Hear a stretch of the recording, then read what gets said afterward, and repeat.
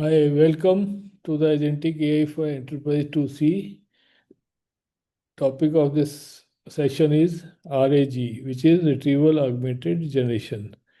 Retrieval Augmented Generation is one important part of the Agentic AI, which makes the LLM more intelligent with the more current information, which could be domain-specific information, and it helps it to avoid the hallucinations, and it helps enterprise to provide the validation of data which is being presented by the agent.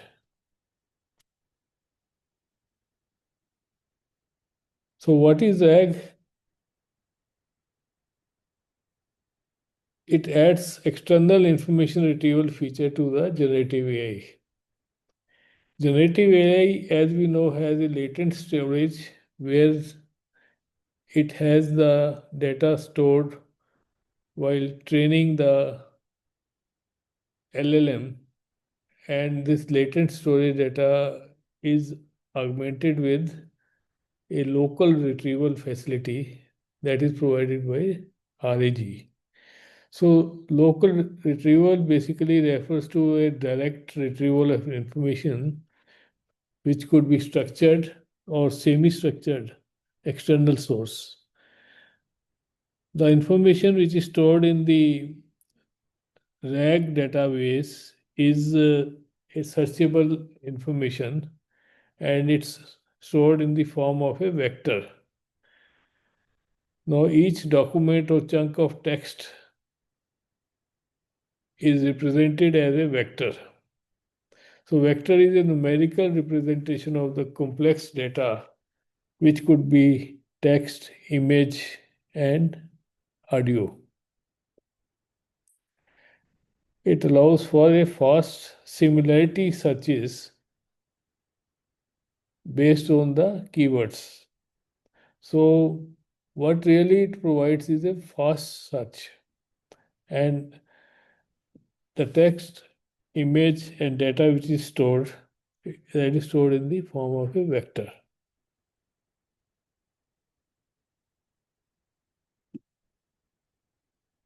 So why RAG matters?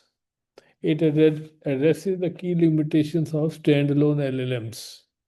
It improves the accuracy, relevance, and up-to-date response from the LLM. How it works: when a user asks a question is asked using a prompt.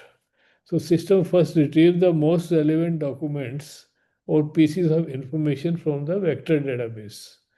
The retrieval process is based on similarity search. The system finds the vectors in its database that are most similar to the vector of the user's query. So this happens before the LLM generates a response. So retrieved information is provided to LLM, and it acts as an additional context for the LLM. So how it helps? It helps to combat the hallucinations, access to the current, and it helps the access to the current and private data. So LLMs may generate false but plausible content, which may seem to be true but may not be verifiable. So RAG grounds the output using retrieval of factual sources. It enhances the factual accuracies, and it reduces the hallucinations. So LLMs cannot access its recent or proprietary information on their own because LLMs are trained on vast amounts of data which may not be allowed by any enterprise to the external world. But RAG retrieves from the live or internal knowledge bases.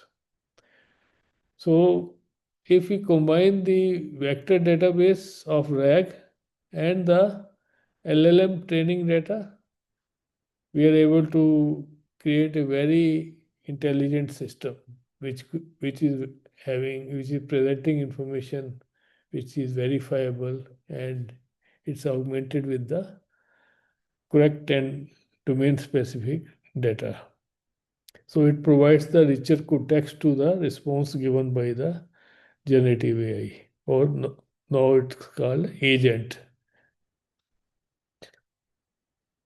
So RAG is cost effective for the enterprise because retraining of LLM is definitely very expensive and it's resource heavy. The latent storage of LLM refers to the information stored during training, which is stored using the weights and parameters set by the neural networks. So the data stored in the latent storage of a LLM is not a raw data. It's an abstract, and that is compressed representation of the training data based on the patterns and relationships between words, syntax, and semantics. So what really the LLM providing? It's providing the reasoning, it summarizes, it synthesizes the information to generate a creative response or content. However, if we allow it to have external lookup to a vector database, the generative AI assistant becomes an agent because it is more current, more relevant.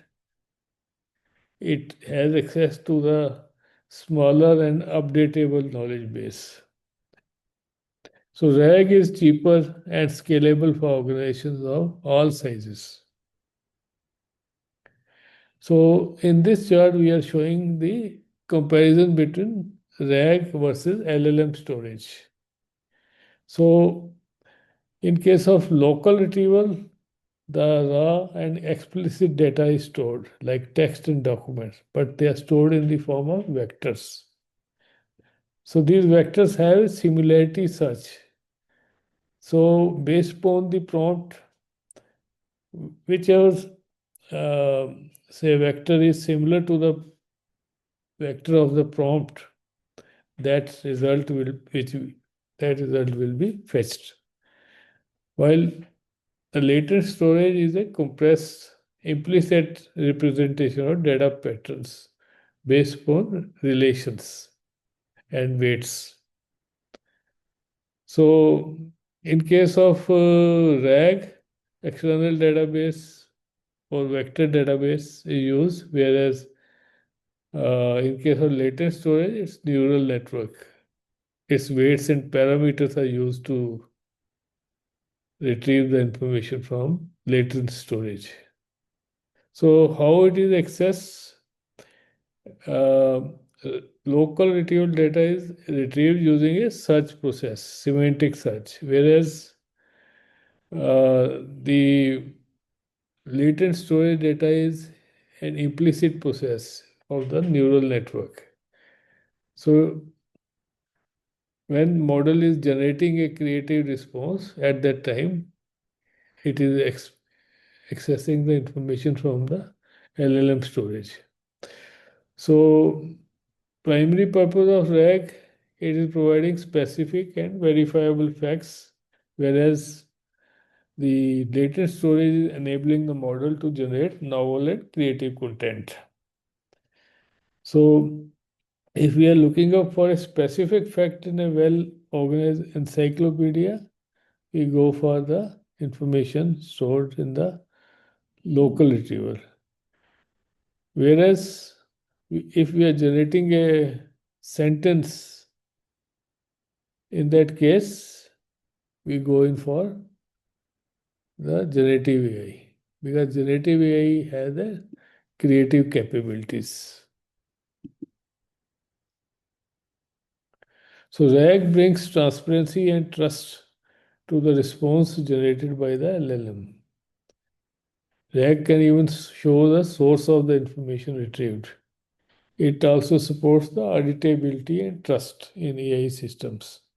So with the advent of RAG, we are able to make agents more reliable and which can be audited.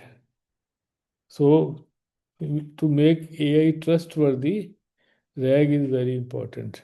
And RAG has a wide variety of LLM applications like customer support chatbots, internal search, HR, legal, or search of product documents.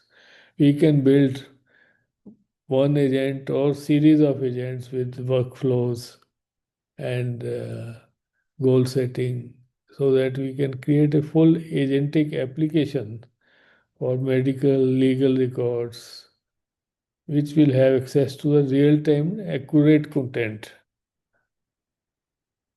So RAG is also helpful in providing personalized and dynamic results.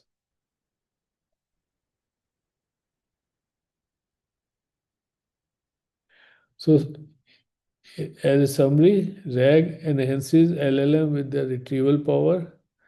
It boosts the accuracy, lowers the costs, and adds transparency. RAG also enables practical enterprise-ready and AI solutions. So in the next course in this video series, we cover the APIs. So APIs form a very important component of agentic AI. So with these, all the four components which we have covered in this series, AI, enterprise, agentic AI for enterprise, 2A, B, C, and D. These are the basic components of the agentic AI. Thank you.